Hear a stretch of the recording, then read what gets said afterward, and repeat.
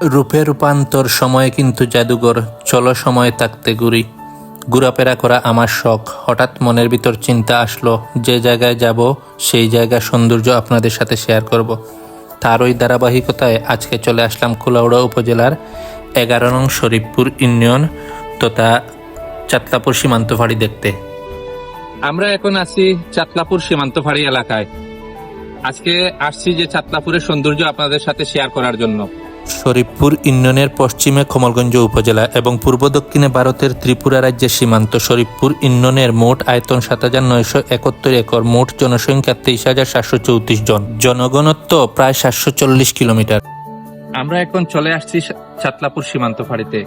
চাতলাপুর সীমান্ত ফাঁড়ি এসে সবচেয়ে ভালো যে জিনিস লাগছে, যে চাতলাপুর সীমান্ত ফাঁড়ি আর কুলাউড়ার 11 নং শরীফপুর ইউনিয়ন খুব কাছাকাছি, মানে যেটা বলা যায় যে আড়াআড়ি ভাবে দাঁড়িয়ে আছে।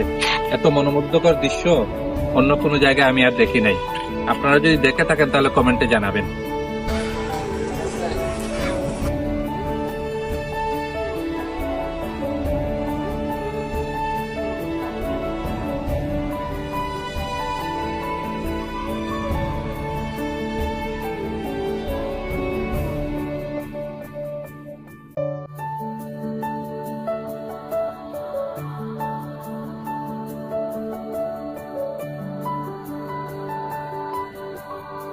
শরীফপুর ইউনিয়নের পিছন দিকে আসলেই খুব সুন্দর একটা নদী দেখা যায়।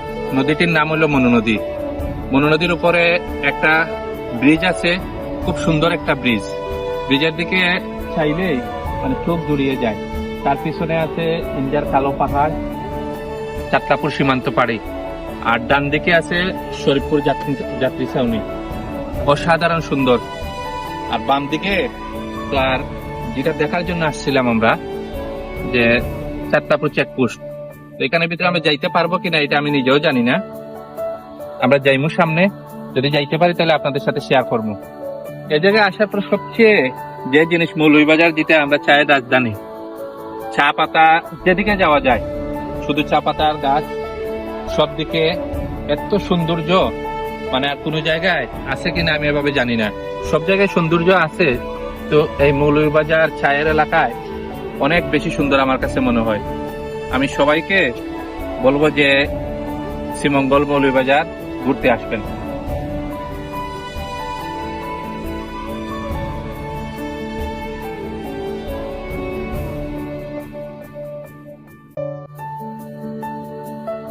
সীমান্ত পাড়ির সামনে বসার মতো খুব সুন্দর জায়গা, রাবার বাগান, অসাধারণ জায়গা।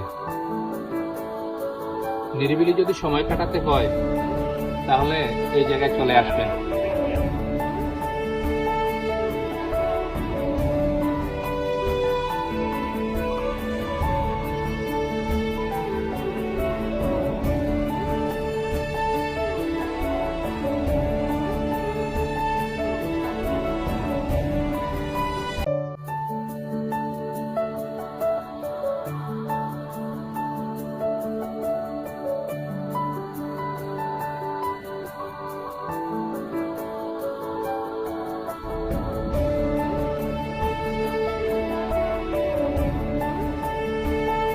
শরীফপুর ইউনিয়নের পিছনের মনু নদীর উপরের পুল থেকে সূর্যাস্তের খুব সুন্দর ভিউ দেখতে পারবেন। ফটোপ্রেমিকদের জন্য এই জায়গা খুবই ভালো।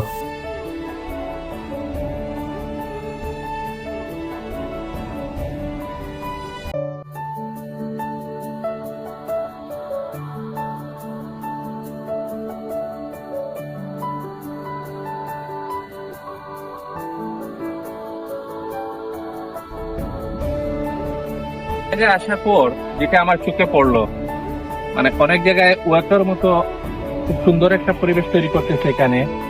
সরকারকে বিশেষ ধন্যবাদ যে মানুষ এখানে আসে। নদী ভাঙ্গনের কাজও হলো, আবার পর্যটনের মতো একটা সম্ভাবনা আছে এই জায়গায়। সবাই আসবেন, এই জায়গায় সৌন্দর্য উপভোগ করবেন।